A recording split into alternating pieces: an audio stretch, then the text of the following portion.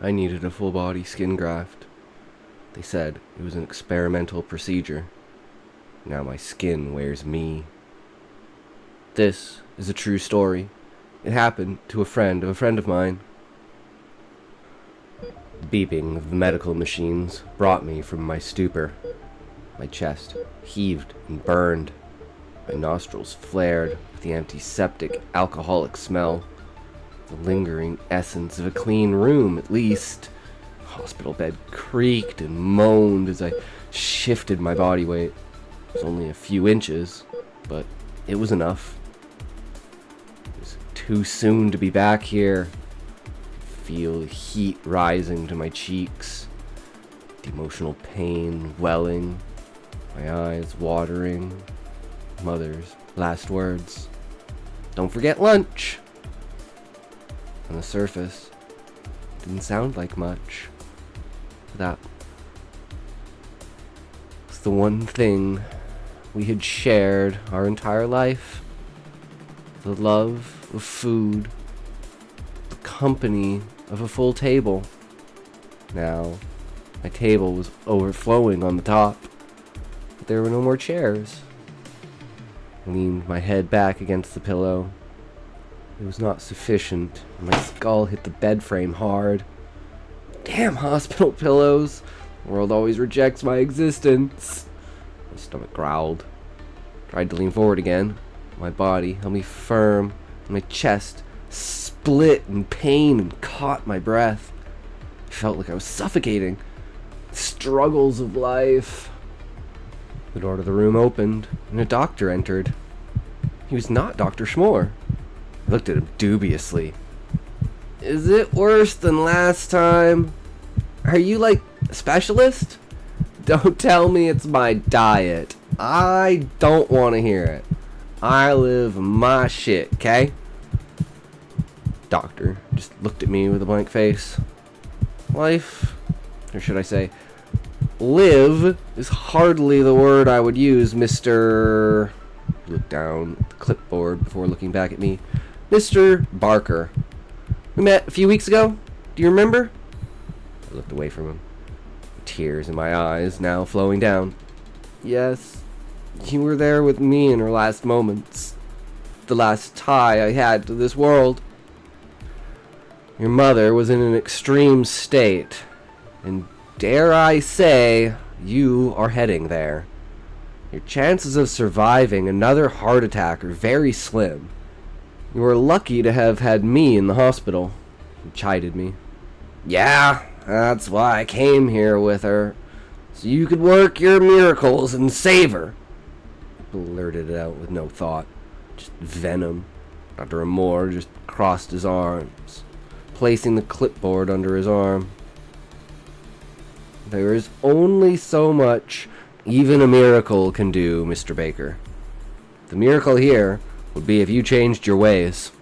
Simple exercise and... He didn't finish the sentence. I knew what he was gonna say. Fucking diet. Before I was discharged from the hospital, they required me to sign a paper for wellness checks every week.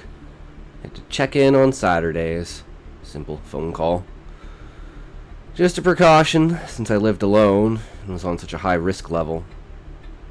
Only reason I survived the heart attack was because I was already here. And then I got out of that cursed place and called my favorite large-sized taxi. The only one around here I fit in. I was starving. There was no way I was going to spend another day eating that pig slop they call food at the hospital. I had class, I had taste, I had a mission to find that taste, the one that eludes me now that my mother is gone. The unique taste, texture, and smell of the way my mother cooked bacon was our favorite food. You could eat it with anything, from chili to tacos to sandwiches to breakfast to pasta, from soup to cereal. Nothing escaped the bacon combo. But I could not get it to taste right. Not since she left me. I wish I didn't think of it that way. She was special. Now she was free. She was suffering in her own way. It was the small things, the way she hid her preparation up until the final moment. The image of her presenting a plate to me, 2 moles on her inner arm, just above the rim of the plate, as if they held it in place perfectly. The mystery of it driving my hunger. The late nights in the basement. The sounds, the effort she put into preparing my meals. That was her baby boy, all she had left. Now, that taste of bacon is all I have left. It eludes me at every turn. So, now, with my life having flashed before my eyes several times over the last month, if I wish to consume my favorite continued amount of bacon, I would have to make sacrifices. And wind up with my mother. I rolled on the floor. That was all I could do. Simple movements. Just rock back and forth, 1 inch at a time. The smell of the cooking bacon wafting into my nostrils. Only 10 more rolls and I can have a few bites. My body was a layer of sweat. My skin squeaked as it rolled across itself, molding new folds as old ones were consumed. I heaved, labored breaths as I tried to stand up. Believe it or not, spending even 20 minutes on the floor was enough. Standing up, that was the hard part. The most strenuous workout I could ever imagine. Struggled to my feet, that thought of my reward held on my tongue. But once again, the taste's just not there. A few months went by. My progress was slow, but I'd lost 15 pounds. The most I think I'd ever lost in my entire life. Progress was possible. That was all that mattered. I could eat all the bacon and still lose weight. The true test was the chasing of the taste. So here I was, trying, and I do mean trying, to do jumping jacks. Sizzling of the bacon in the deep fryer enticing my movements. The smell so succulent and savor, my mouth watering. I was careless. That, or secretly I couldn't take it anymore. It was just too much pushing down on me, crushing me slowly. My hand hit the handle of the deep fryer. A small slash as if time stood still. It hit my shirt. A tinge of my skin. Then a few more drops. Barely enough time to even open my mouth before my lungs exploded through my vocal cords. A sound so guttural and unreal it sounded like death itself. My shirt soaked through as if wearing the boiling oil. The bacon sticking in places. Who knew you could tell the difference between 500 degrees and 700 degrees? The mind can do marvelous things. If only it could turn off at will. But the lengths you have to go to for a forced shutdown would have you wishing you were a corpse. I could feel my skin peeling, popping, blistering, boils, burns, scorches. Every word for heat threw my mind into a daze. The idea swirling into a pit of black, a piece of bacon landed in my mouth. It was cool and soothing compared to my body, but it still felt like my tongue was being removed. I twitched and convulsed, and settled on death there and then. The end, sought by the chase, was not a finish I had anticipated. Life would have its way with me, as it always did. If it didn't hurt to do so, I would have rolled my eyes at that damn beeping. Always there, always haunting me. At least if I can hear it, I'm still alive. Not that I want to be. This numbing pressure, the slight ache, then torturous pain with any movement. Suffocating was easier than breathing. Doors opened and both Dr. Aran and Dr. Schmore both ran into the room. Looks of shock and concern on their faces. Dr. Schmore began. Daniel, you're going to be okay. Thank goodness for wellness checks. When you didn't check in, I just knew. But this... Good God! This is He coughed, and then continued. Final. The last straw. Your body is at its limit. He paused and looked to Dr. Aran. They both nodded. Dr. Aran continued. We have a proposition. It is timely. Another miracle, if you will. We're not sure if you would wake up, but we had it prepared nonetheless. We take our patients' care very seriously. It was all a mumbled mess in my head, the words striking out through the pain. But that look said there was hope, and hope was all that ever drove me. So no matter what it was, I would aim to keep that hope alive. There was no cost greater than giving up, falling behind, letting your potential escape you. Even now, the tug in my stomach, the thrill in my mouth, the taste of that bacon pulling me towards something inevitable. The doctors brought over a stack of papers. They went over them, slowly showing me, explaining the situation. I had 3rd and 4th degree burns on 80% of my body. If I thought living life just being obese was hard, it would now be impossible.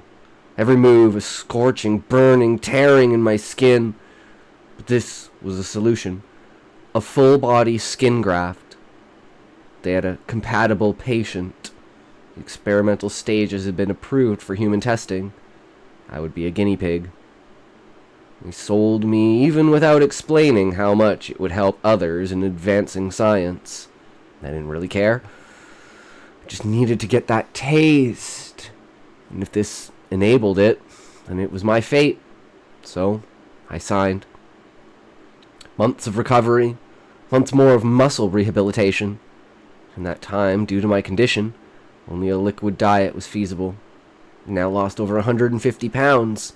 I could move on my own, perform simple tasks that before left me breathless and wanting to end it all. Only half of the bandages had come off. They'd graft the worst spots first. My torso, chest, stomach, back, shoulders, then my legs, so I could move around. My arms were last. They were no longer in solid bandages, just wrappings to keep the skin soft and treated.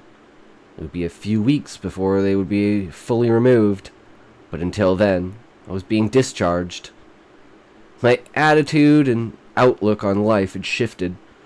My almost new body, hell, it was a new life.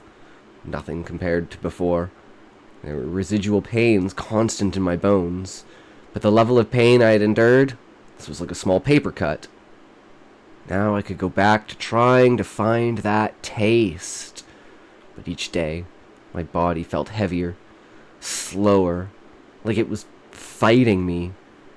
My dreams began to turn. Blood, skin, bones, horrors. I would wake in a sweat. Must be trauma from the surgery. My mind trying to make sense of the new situation. Or that's what I thought. But then I blinked. And I was in a dark room, wondering how I got there. It was our basement. I had not gone down here since I was a child. My mother forbade it. Said I would break her precious things. But now, here I stood, with something in my hand. A knife? With blood? I dropped the knife, realization coming to me as I looked down at the table in front of me. A body, skin, disemboweled, prepared. My heart could not beat faster. My breath could not come faster. The answers could not come faster. What had happened? Who was this lost soul? Then it hit me. It wasn't old. It was fresh. Like, right now fresh. The blood had yet to even coagulate. Body was skinny. Black marks rooted the muscles in places like growths or wounds. I threw up in my mouth as my hands moved on their own. They began to cut into the man. Piece by piece.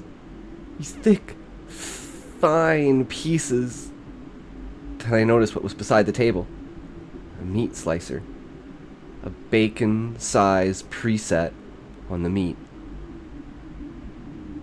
My hands ran through the procedure like a practiced hobby. Not wasted energy. No wasted movements.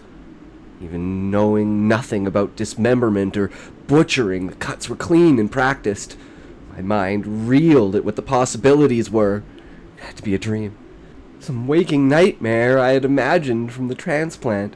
My mind was not intact, even if my body had healed. At least my mind for now was my own, even if my body was not. The sight on my arm as I ran the meat across the grinder, slicing fine, sleek pieces, thralled me. I stared, thoughts racing, putting memory to reality. The image of my mother's hand reaching out with a fresh plate of sizzling, delicious bacon. The 2 moles on her inner arm, prominent, unmistakable. The same moles now rested upon my arm, in the same place, the same orientation. The thoughts of my childhood flooding back. My father. I remembered he left. Then that morning was the first time. That taste, that craving, splashed my senses, throwing me into ecstasy. The perfect bacon. The perfect coincidence. She came from the basement. She never let me down there. I was curious, but as I grew up, I forgot. I just knew she was preparing that bacon. I stared at the blood covering my hands. I didn't want to confirm it. I'd come this far.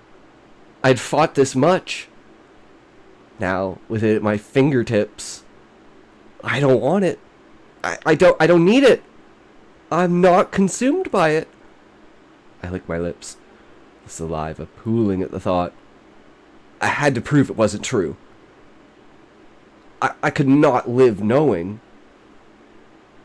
With heavy breaths and my heart cage so small in my chest, rampant and unyielding, I turned on the pan, looking at the thick cuts of meat, placed them on, the sizzling, and then the familiarity, the calming recognition.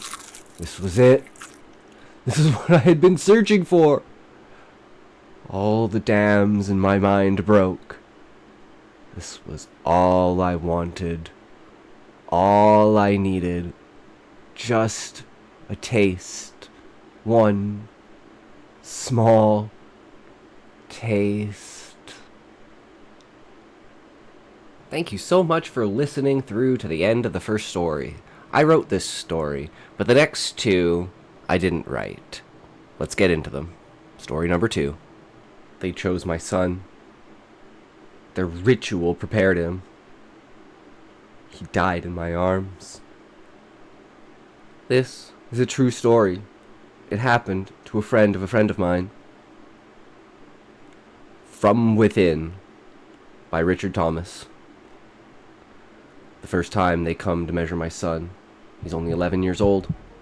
2 men knock on the door of our humble home that squats on the outskirts of Shell County. My boy and I eating macaroni and cheese, our eyes turned mid-spoon to the interruption. Outside the darkness is as pitch as black, matching their uniforms. Their helmets slick, each of them with a measuring tape in their hands. Dust devils spinning across the land, dirt and garbage lifting high up into the night. They simply walk inside and lift the boy from his seat, one of them holding him as the other measures height, then width, then depth. They never speak, only nod at each other, and then retreat into the night. The door left open, silt slipping inside and across the floor on the heels of a soft breeze. I blink. The boy shrugs, and we go back to our meal. These things happen when your overlords float above the cities. Some as small as cows, queen bees as large as blimps. Smaller ones are gray, like elephants. The largest, translucent, colored organs in red and purple pumping from within. They're beautiful and horrific, having ruined all we know. I work in one of the mines, as most of us do, out in the desert. Certain ore we previously thought of as common is essential to alien life and continued development. Much like the stormtroopers, I dress in a jumpsuit, but mine is orange. My son's closer to peach. Do not reside in the Gothic mansions that line the pit, No, we are just workers. So little to live for but each other. And most days, that is enough. Workers' shotguns, shacks ring out around the pillared homes, porches wrapping around the dirty Gothic structures. Foremen carry heavy shotguns. Their women wear tattered dresses. Boy works in a sorting facility, an expansive metal garage on the way to the Shell County mines. At night, we reunite on the dirt path outside his building, holding up our hands to reveal the day's labor. His lavender and blue from the kyanite, as if dusted by fairies. Mine, rusty and muted from carts of mica, splinters of the fine ore, leaving nicks upon my flesh.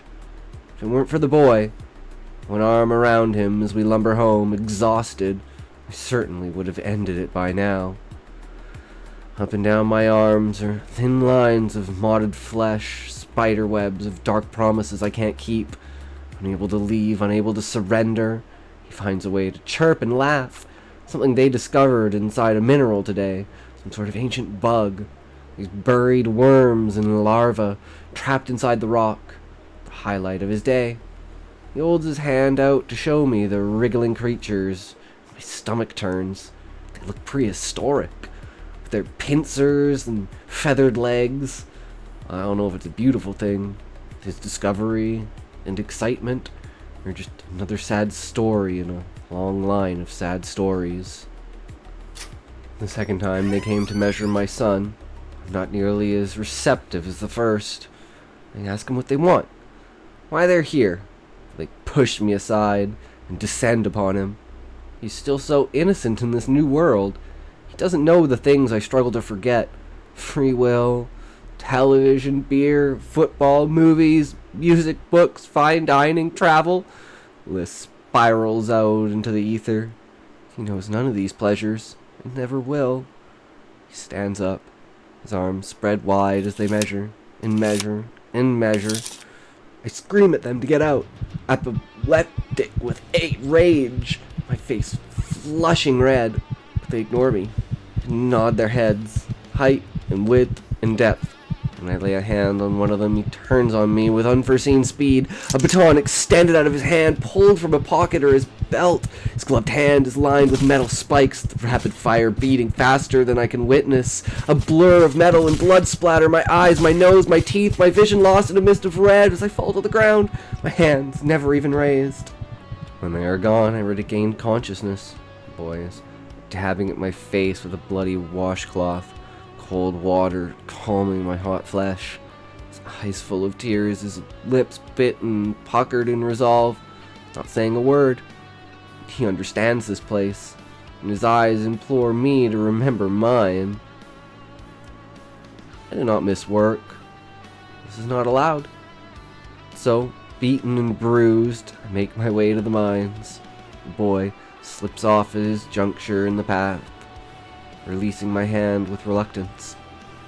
We've learned not to ask when somebody disappears, no longer standing next to us as we shovel, pick, and dig. We've learned to ignore the loss of fingers, the cuts and markings, changing in and out of our uniforms, backs covered in streaked lashes, weeping flesh, the whippings carried out in private to keep us in constant fear. The setting sun had no time of descent, no marked hour, no minute, nor path. Then how can we appreciate the darkness? The third time they come is not to measure my boy, but to take him. There are 4 guards this time. First, entering our filthy home with an electric cattle prod in front of him, pushing it into my raised hands, my strained chest. Shock rippled over my flesh as I collapsed to the floor, twitching while urine trickles down my shaking leg. And the boy never says a word as they extend their measuring tapes, height and width and depth. They nod to each other, jotting down a few notes, walking him out of the house as he tells me he loves me, tells me to be strong, to wait for him. They take him, leaving behind a small envelope. with a few sentences about his new assignment. Do not know if he will return. Maybe he fits the mold for some strange new job, something about the health of the great ones, a bitter pill that the beasts must swallow, the medicine. Somehow, my only child. I know that I've taught him well, my son. Even if I don't take my own advice, he has heard repeatedly that resistance is futile. My words slipping over his drooping eyes as he lies in bed, drifting off to sleep. I don't give him hope when I tuck him in at night, because I can't give him something I don't have. There are 3 great beasts that hover over our mind. Their veiny skin transparent. I see them every day when I walk to work. I hate their bluish tint, their waving tentacles, with all of my trembling heart. It's not like people haven't tried to rebel, to rise up. I've seen men rush out of the pits with rifles, blood on their hands, firing at the smaller gray ones. Great clear beasts, rippling with puncture wounds. They pass right through them, holes made, certainly, but little changing. And as the smaller gray ones swarm closer, appendages dangling, the men's screams are lost in the thick alien hides. Ripped limb from limb as shots ring out. 1 or 2 of the elephantine creatures falling to the earth, the hovering motherships unharmed. It's all I can think about in the weeks to come. My boy and his new job. There are no women down here in the mines. They work elsewhere in a pleasure districts of Moose Jaw. My wife was dead of cancer long before any of this horror fell upon us. I think whatever gods are left that she never had to witness this decay. Boy has her quiet optimism, so I trudge back and forth to the mines, lost in the dust and noise, waiting to hear something, anything at all. Quiet conversations are slipped between the spark of the pickaxe, the rattling thunder of jackhammers, sledges, and shovels down here close to the veins of ore. Sidle up to 2 men who are bagging up mica, and overhead and in the distance great excavators rumble past, bulldozers and graders spanning out across the dirt. They speak of their boys, measured and taken, and I ask what they know. They shake their heads and scatter like cockroaches. But before they separate, I hear a few things. They're sick, the big ones, shedding scales of flesh that fall from the sky like graying snowflakes. I think of the sloughs of flesh that have turned up over the past few weeks. Massive sheets of dry skin drifting about the dead land like tumbleweeds spinning in the wind. They hang lower in the sky, the men mumble. As I walk home from work, I scan the sky for confirmation. There are only 2 of them visible today. One is vibrant and glowing as ever. The second, slightly lower, dull and hardly moving. The third, falling onto a distant mountain range. Its sickly pallor like a dirty blanket draped over pristine snow. The final knock at my door is nothing I expect. The boy standing there, skinny and sick, his eyes shrunken, and his face sallow. He falls into my outstretched arms. Says that up close they're magnificent creatures, so very large. The quiet inside the floating body is like nothing he's ever experienced. I take him to his bed and set him down gently, fetching him a glass of water. His eyes are electric with stories. He wants to tell me everything, so I sit on his bed and listen. He talks of the other boys, how they were to be fed to the beasts wrapped in protective coatings, slick jumpsuits made of glossy materials doused with certain chemicals to aid in the beast's healing treatment. The boy laughs, coughing up phlegm and blood, his eyes glazing over as he tries to finish his tale. Holding his bony right hand, I listen as he smiles, a crimson smile. Relatively easy job, he says, swimming their way with the center of the monsters against the vibrating cilia. It wasn't just about the medicine, which the creatures couldn't swallow. Skin too thin to inject, too tough for any spray, but specific instructions about hearts and valves, chambers and ventricles, how to remove any blockages, plaque or disease. But they had another plan, he says, grinning, holding out his left fist. When he spreads his fingers wide, it is the worm again, now grown, 10 times its previous size, pincers snapping, the creature as big as a mouse, eyes blood red, feathered legs twitching, wings now its back, thin membranes lined with intricate patterns. The boy is asleep now, his pulse slow but steady. I take the worm, the caterpillar, whatever it is now, whatever it might become next, moth or snake or lizard, to the kitchen in search of a proper receptacle.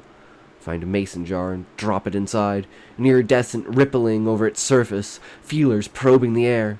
I poke a few holes in the lid with a rusty screwdriver, my stomach rippling with hope. Swing open the front door, with the horizon filled with orange light as the sun sets in the distance. They are gone. The sky is empty now. Nothing hovering. A stream of men from the pits, gray-skinned husks lying scattered over the earth. The worms devouring from within. The sickness is spread. The network of creatures like one long line of electrostatic shock, stilling their weaving arms as they wither and die across the silent, barren plains. Our new home.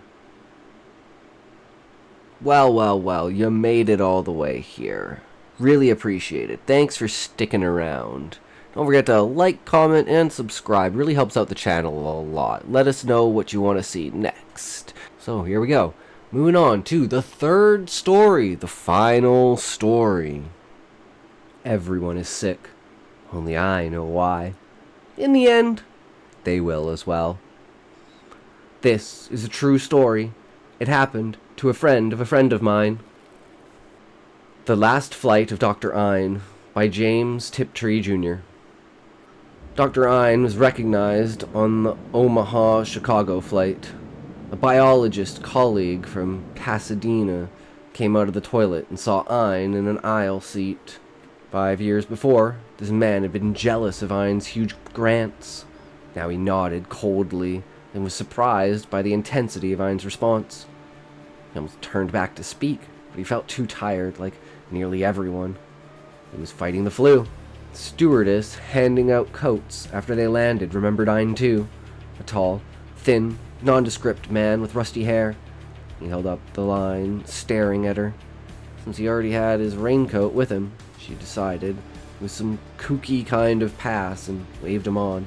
She saw Ein shamble off into the airport smog, apparently alone. Despite the big civil defense signs, O'Hare was late getting underground. No one noticed the woman, the wounded, dying woman. Ein was not identified en route to New York, but a 240 jet carried Amos on the checklist, which was thought to be a misspelling of Ein. It was. The plane had circled for an hour while Ein watched the smoky seaboard monotonously tilt, straighten, and tilt again. The woman was weaker now. She coughed, picking weakly at the scabs on her face half hidden beneath her long hair.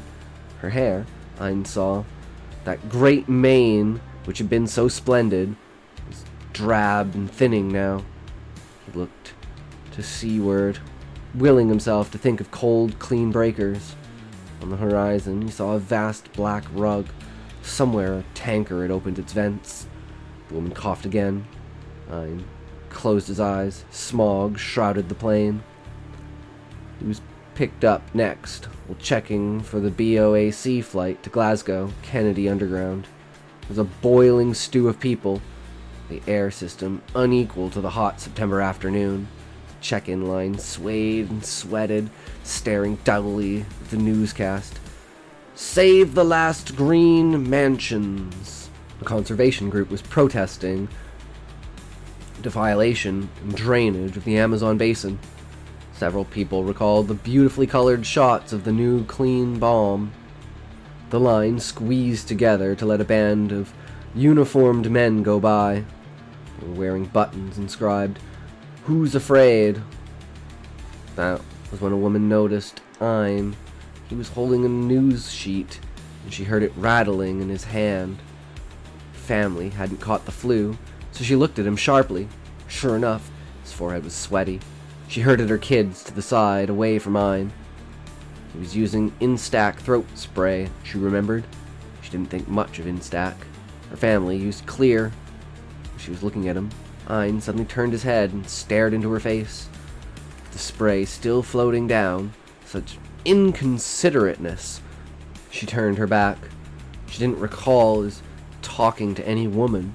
She perked up her ears when the clerk read off Ein's destination, Moscow. The clerk recalled that, too, with disapproval. Ein checked in alone, he reported. No woman had been tickering for Moscow, but it would have been easy enough to split up her tickets by the time they were sure she was with him. Ein's flight went via Iceland with an hour's delay at Keflavik. Ein walked over to the airport park, gratefully breathing the sea-filled air. Every few breaths he shuddered. Under the whine of bulldozers, the sea could be heard running its huge paws up and down the keyboard of the land. The little park had a grove of yellowed birches and a flock of wheat-eaters forged by the path. Next month, they would be in North Africa, Ein thought. 2,000 miles of tiny wing beats. Threw them some crumbs from a packet in his pocket. The woman seemed stronger here. She was panting in the sea wind, her eyes large, fixed on Ein. Above her, the birches were as gold as those where he had first seen her, the day his life began. Squatting under a stump to watch a shrew mouse, he had been when he caught a falling ripple of green and recognized the shocking girl flesh, creamy pink-tipped, coming toward him among the golden bracken. Young Ein held his breath, his nose in the sweet moss and his heart going crash, crash.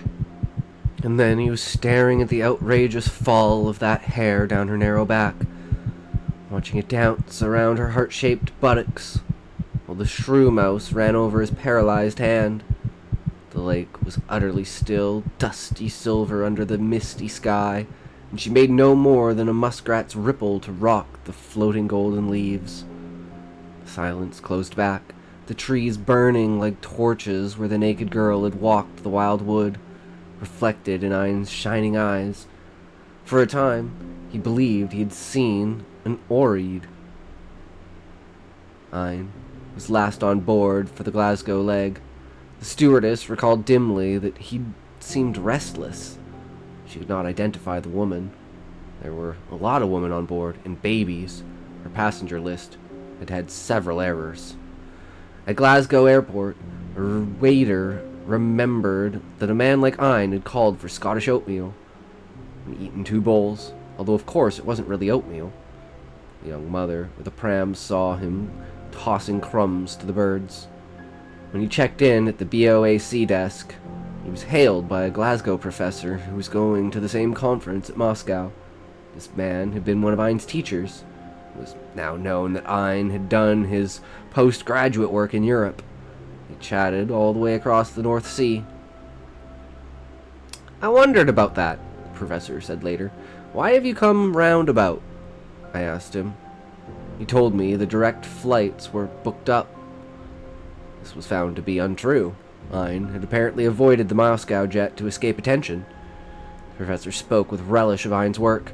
"Brilliant! Oh, and stubborn, too. Very, very stubborn. It was though a concept, often the simplest relation, mind you, would stop him in his tracks and fascinate him.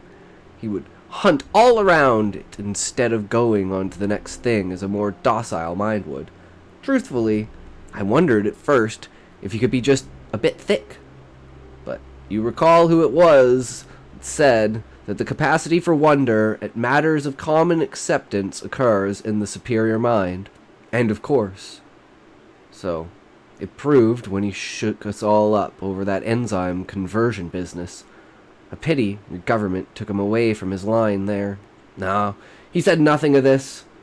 I say it to you, young man. We spoke, in fact, largely of my work. I was surprised to find he'd kept up. He asked me what my sentiments about it were, which surprised me again. Now, understand, I'd not seen the man for 5 years, but he seemed, well, perhaps just tired. As who was not? I'm sure he was glad to have a change. Jumped out for a leg stretch wherever we came down. At Oslo, even Bonn. Oh, yes, he did feed the birds. But that was nothing new for Ein. His social life, when I knew him, radical causes. Young man, I've said what I've said because of who it was that introduced you. But I'll have you know it is an impertinence in you to think ill of Charles Ein, or that he could do a harmful deed. Good evening."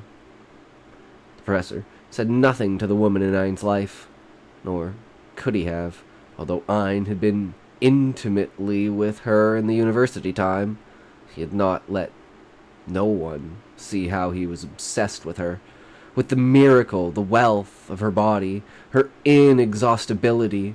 They met at his every spare moment, sometimes in public, pretending to be casual strangers under his friends' noses, pointing out a pleasing view to each other with grave formality. And later, in their privacies, what doubled intensely of love. He reveled in her, possessed her, allowed her no secrets. His dreams were of her sweet springs and shadowed places, and her white-rounded glory in the moonlight, finding always more, always new dimensions of his joy. The danger in her frailty was far off then in the rush of birdsong and the springing leverets of the meadow. On dark days, she might cough a bit, but so did he. In those years, he had had no thought to the urgent study of disease. At the Moscow conference, nearly everyone noticed Ein at some point or another, which was to be expected in view of his professional stature. It was a small, high-caliber meeting. Ein was laid in. A day's reports here were over, and he was to be on the third and last. Many people spoke with Ein. Several sat with him at meals. No one was surprised that he spoke little. He was a retired man, except on a few memorable occasions of argument. He did strike some of his friends as a bit tired and jerky. An Indian molecular engineer who saw him with the throat spray kidded him about bringing over Asian flu. A Swedish colleague recalled that Ein had been called away to the transatlantic phone at lunch. And when he returned, Ein volunteered the information that something had turned up missing in his home lab. There was another joke, and Ein said cheerfully, "Oh, yes, quite active." At that point, one of the Chi-Com biologists swung into his daily propaganda chores about bacteriological warfare and accused Ein of manufacturing biotic weapons. Ein took the wind out of his sails by saying, "You're perfectly right." By tacit consent, there was very little talk about military applications, industrial dusting, or subject of that type. Nobody recalled seeing Ein with any woman other than Madame Welsh, who would scarcely have subverted anyone from her wheelchair. Ein's one speech was bad, even for him. He always had a poor public voice, but his ideas were usually expressed with the lucidity so typical of the first-rate mind. This time he seemed muddled, with little new to say. His audience excused this as the muffling effects of security. Ein then got into a tangled point about the course of evolution in which he seemed to be trying to show that something was very wrong indeed. When he wound up with reference to Hudson's bellbird singing for a later race, several listeners wondered if he could be drunk. The big security break came right at the end, when he suddenly began to describe the methods he had used to mutate and redesign the leukemia virus. He explained the procedure with admirable clarity in 4 sentences and paused, then gave a terse description of the effects of the mutated strain, which were maximal only in the higher primates. Recovery rate among the lower mammals and other orders was close to 90%. As to vectors, he went on, any warm-blooded animal served. In addition, the virus retained its viability in most environmental media and performed very well airborne. Contagion rate was extremely high, almost offhand. Ein added that no test, primate or accidental exposed human, had survived beyond the 22nd day. These words fell into a silence broke only by the running feet of the Egyptian delegate, making for the door. Then a gilt chair went over as an American bolted after him. Ein seemed unaware that his audience was in a state of unbelieving paralysis. It had all come so fast. A man who had been blowing in his nose was staring pop-eyed around his handkerchief. Another, who had been lighting a pipe, grunted as his fingers singed. Two men, chatting by the door, missing his words entirely, and their laughter chimed into a dead silence in which echoed Ein's words. Really no point in attempting. Later, they found he had been explaining that the virus utilized the body's immunomechanisms, and so defense was by definition hopeless. That was all. Ein looked around vaguely for questions and then started down the aisle. By the time he got to the door, people were swarming after him. He wheeled about and said rather crossly, "Yes, of course it is very wrong. I told you that. We are all wrong. Now it's over." An hour later, they found he had gone, having apparently reserved a Sin-Air flight to Karachi. Security men caught up with him at Hong Kong. By then, he seemed really very ill, and went with them peacefully. They started back to the States via Hawaii. His captors were civilized types. They saw he was gentle and treated him accordingly. He had no weapons or drugs on him. They took him out handcuffed for a stroll at Osaka, let him feed his crumbs to the birds, and they listened with interest to his account of the migration routes of the common brown sandpiper. He was very hoarse. At that point, he was wanted only for the security thing. This was no question of a woman at all. He dozed most of the way to the islands, but when they came in sight, pressed to the window and began to mutter. The security man behind him got the first inkling that there was a woman in it, and turned on his recorder. "Blue, blue and green until you see the wounds. Oh, my girl, oh, beautiful, you won't die. I won't let you die. I tell you, girl, it's over. Lustrous eyes, look at me. Let me see you now alive, great queen, my sweet body, my girl. Have I saved you? Oh, terrible to know, a noble chaos's child, green, robbed, and blue, and golden light. The throne and spilled ball of life alone in space. Have I saved you?" And the last leg, he was obviously feverish. "She may have tricked me, you know," he said, confidently to the government man. "You have to be prepared for that, of course. I know her," he chuckled confidently. "She's no small thing, but wring your heart out." Coming over San Francisco, he was merry. "Don't you know the otters will go back in there? I'm certain of it. That Phil won't last. There'll be a bay there again." They got him on a stretcher at Hamilton Air Base, and he went unconscious shortly after takeoff. Before he collapsed, he'd insisted on throwing the last of his birdseed on the field. "Birds are, you know, warm-blooded," he confided to the agent who was handcuffing him to the stretcher. Then Ein smiled gently and lapsed into inertness. He stayed that way almost all the remaining 10 days of his life. By then, of course, no one really cared. Both the government men had died quite early. After they finished analyzing the birdseed and throat spray, the woman at Kennedy had just started feeling sick. Tape recorder they put by his bed functioned right on through. But if anybody had been around to replay it, they would have found little but babbling. "Yeah, Gloria Trix," he crooned. "Gaya girl, queen." At times, he was grandiose and tormented. "Our life, your death," he yelled. "Our death would have been your death too. No need for that. No need."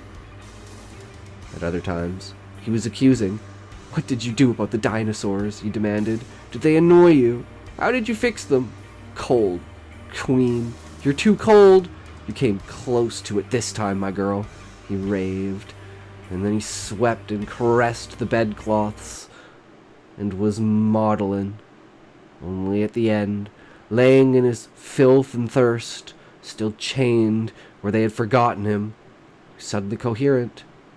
In the light, clear voice of a lover planning a summer picnic, he asked the recorder happily, "Have you ever thought about bears? They have so much. Funny they never come along further. By any chance, were you saving them, girl? And he chuckled in his ruined throat, and later died. The existential dread on that last one there. Ooh, and if you know who the girl, the woman that he's talking about in the story, comment down below. But thank you for making it all the way to the end. I really appreciate it. I hope you really enjoyed it, and go check out some other videos if you really did. Thank you very much.